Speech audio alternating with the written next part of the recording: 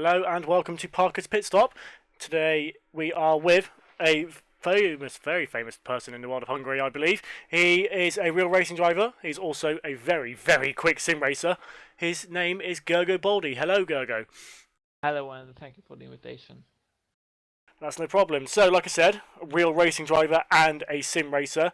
What is it you do in the real world when you're not busy driving around on a simulator? At the moment, I'm a delivery guy in my hometown, and yeah, that's all. Nothing extra. Oh, that's a shame at the moment, but I know you have done some real life racing in the past. Would you like to elaborate a bit more on that? Yeah, in 2015, there was a, let's say, talent program organized by a Hungarian team, and yeah, I gave it a go. It went quite well because we were almost on equal pace. But then one guy left the team. I'm in that program, and they have two of us stayed, and they had two cars, so we had the chance to drive with them in 2015. Very nice. I mean, a lot of us are probably very jealous of that. I mean, I myself would love to be a real racing driver, but obviously you're not doing that now, and you've turned back to sim racing. Sim racing, where did that all begin? Because I know you've been around for quite a while now. Well, yeah, I started sim 2007. You know, Kimi won the World Championship, and I was like, oh, I want to do that again. Oh, not I want to do that. I want to do something similar. And yeah, so I started sim racing in 2007. But it wasn't really serious, you know. Everything started become more serious in 2010. There was a Hungarian Race of Champions in simulator, and I met there with Norbert Mihelis, you know, the WTCC driver. And I heard his story, and since then I was like, let's keep it more serious, and maybe something similar happens with me as well. And it happened. So yeah, I'm truly grateful for that. Wow, so 10 years, 10-year anniversary this year. That's quite a long time to be around, and you've obviously been through the leagues. You've been to FSR, obviously at GPVWC now. Do you do any other simulators? I know R Factor's your main one, obviously for me, from my personal experience with you, but do you do any other ones? I tried the race room racing experience, I don't know, a year ago or something, but for me, R Factor 2 is the most realistic simulator that's on now. So since I've driven in real life, I know how a real car behaves on track. Well, no, I have no idea about, you know, Formula cars, but slow front wheel drive cars. What was I was driving in last year, and in R Factor 2 it behaves quite similar, and yeah. Uh, it's the most realistic stuff that I've ever driven.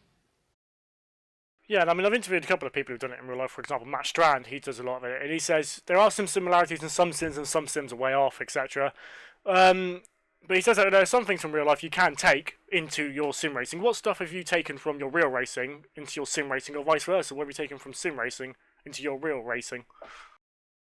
Well, in the past, I thought only the driving can be converted into real life. You know, no setup stuff because it works everything differently. So in the past, I thought only driving and you know the reflexes and stuff. But sim racing with Daniel Shiranku, I realized that many things is the same both in real life. So the whole mentality, if you do sim racing really seriously, I know that in real life you can be even more successful because that will be your default mentality, the serious mentality. So many Oh, that's things pretty. can be converted, and yeah, everything almost. G-force is only not, but different stuff. Yeah, yeah. G forces you can't really get it from behind a desk, can you? But yeah, I mean, that's pretty good. I mean, that's pretty encouraging for some people who want to go out into the real world, who are sim racers. I'm sure there are listeners out there who dream of it. Like I said, myself being one of them, but who knows? Maybe one day I'll have the money. But yes, that's pretty good then. Like, you can take some things from especially the mentality side, because I think mentality is one thing a lot of people do struggle with, both in real Yeah, life really and important. sim racing. Especially like, for example, Super League, where you compete at the moment with Walters Automotive. By the way, congratulations on Thursday. I know you won that race, so well done on that. Thank you very much. Yeah, 'cause, I mean, an hour and a half race isn't a hour and a half race is not an easy thing to keep concentrated for. So what do you do to help you concentrate during a race? I don't know what to say because when you are driving a race and you see the others around you, you become concentrated and for me there's nothing extra that I need to concentrate and I need to struggle to concentrate because I don't know, the adrenaline comes and everything comes from my instincts and I don't know. For me now it's quite yeah, easy for me, luckily. I've heard many guys, struggling to concentrate for. Well, yeah, absolutely. I mean, it's not the easiest thing. I mean, some people do struggle to concentrate for an hour and a half, even for an hour sometimes. So it is one of those things you need to learn. But like I said, if you can take it into real life, even better. Okay, so if we move on to your sim racing stuff, then, like I said, you were involved with Automotive this year in GPVWC Super League. Do you have any ambitions for the title after that win in China, or are you just taking it each race at a time? To be honest, I haven't really thought about it at the start of the year, but since as now I'm on the first place, in the overall standings, I will give my everything into both testing, to races, and to everything, and we'll see how it ends up. And yeah, I would like to win, but it's a long way to go, so we'll see how it goes. Obviously, you've been a Hawkeye before as well, and you didn't have too much, well, as much success there as you hopefully would have liked. What do you think's different with Walters this year, or do you think it's a case of you seem to be a bit more on the ball this year? Well, more stuff's connected to that because with Hawkeye I was running with R-Factor 1 and I won't say that I hated that simulator, just that didn't really suit my driving style that well.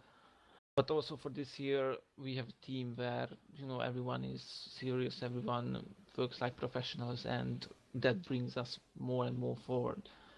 And working together also goes really well. Yeah, everything fine in the team. Everyone behaves as a professional, and yeah, that can bring us maybe more great results, hopefully. Well, excellent stuff. I mean, like I said, R Factor 1 wasn't to everyone's taste. I mean, personally, I preferred R Factor 1 to R Factor 2, but that's because I decided to saw it at a wheel for whatever reason. But yeah, I mean, R Factor 2 has brought a lot of people to the fore. For example, yourself has become a lot more prevalent. I know Risto Capit prefers R Factor 2 as well.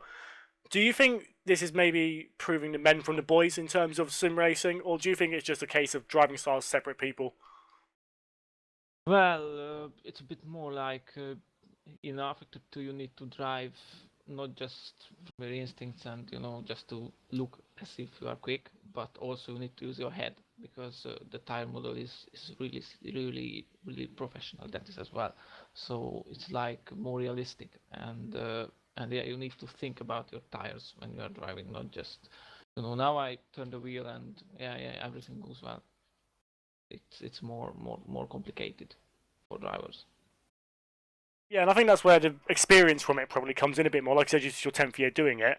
I think experience will help a lot with that, especially with the tyres, which are very, very tricky to understand. I know it's a contact patch model now, and that really is quite a difficult thing to quite understand. I mean, obviously, I think your real racing will help that as well, and I think that's why you, especially, prevail from that quite a lot.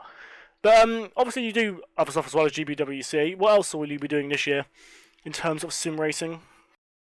I was looking for more like esports kind of leagues that now has just announced the WTCC stuff.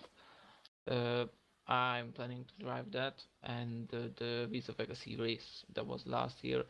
If something similar happens this year, that's one thing that I want to use to not use to drive as well. Oh yeah, absolutely. I mean, that wouldn't be too bad in esports league. Is that something that you could see yourself doing more and more often, like the professional stuff, like the Hutus and the Huises and all that? Do you think you could get yourself into that more often? Well, as my mentality changed, yeah, I do think that it would be a thing that I would love to do, and I think together with the team, so with Daniel Shiranko, with Andreas, I think we can be successful in that as well. So, I mean, I know you spent time at FSR as well. what would you say is the biggest difference between FSR and GPVWC, apart from obviously the upgrades? Because I mean, you've got upgrades at GPWC, which is a very, very unique system, or an FSR is all equal cars. Apart from that, really, what would you say is the biggest difference in terms of the two leagues? I can't really notice any big differences. In both leagues there are really good drivers, and yeah, only the upgrade stuff. What I notice as the big difference, and more depends on the team here. More teamwork needed to be successful, and yeah, I think for me, the GPW Super League is more enjoyable because of that. All right, so I mean, a lot of people say there's a big difference, and then some people they say there's a bit of a rivalry between the things, but I think it's all a bit rubbish personally. But it's nice to hear that you hear some different opinion. I mean, obviously, I haven't never driven an FSR before. I think it's a bit unbiased from me, but having driven it both, it's nice for you to say that you prefer one to the other. But it's good to hear that you can also say there's also good driving standards at both. Obviously, FSR is considered the pinnacle, and maybe GPVWC, like I said, has its own different different challenges. Obviously, with the upgrade system. Is managing something you do think about doing in the future, or would you prefer just to do the driving and drive around a lot rather than do the teamwork?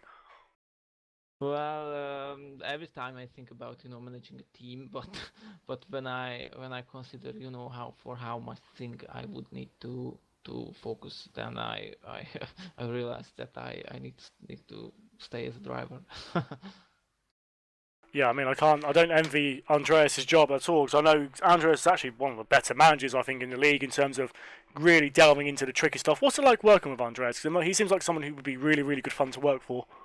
Yeah, really fun. And the good thing is Andres knows that who wants to do what, so he really knows us. And for example, he gave more freedom for Shiranko in the team stuff. So because he knows that Daniel knows the management stuffs as well, and because of that, he gave him free hand to help him and this kind of stuff. But for me, he just leaves me, to drive and to test for races, and yeah, that's the key for us.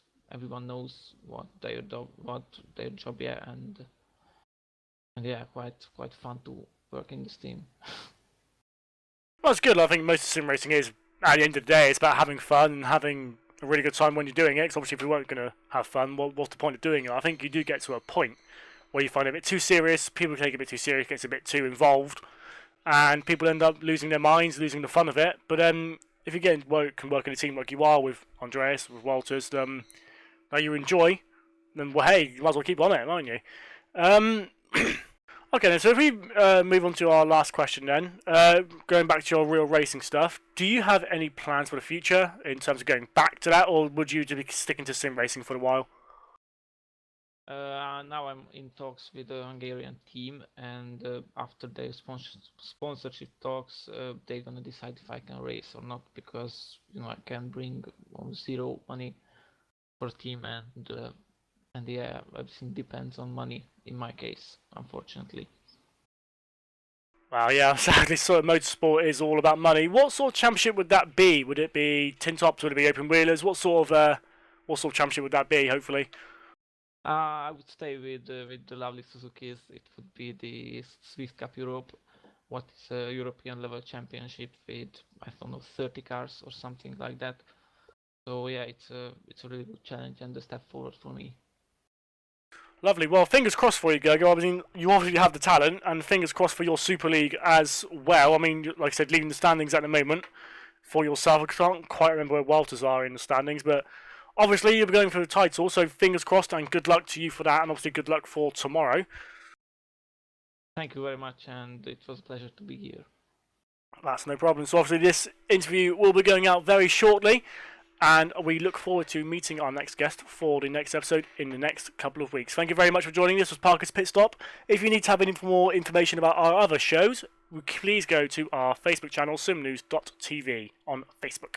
Thank you very much, and I will see you in the next couple of weeks. See you later.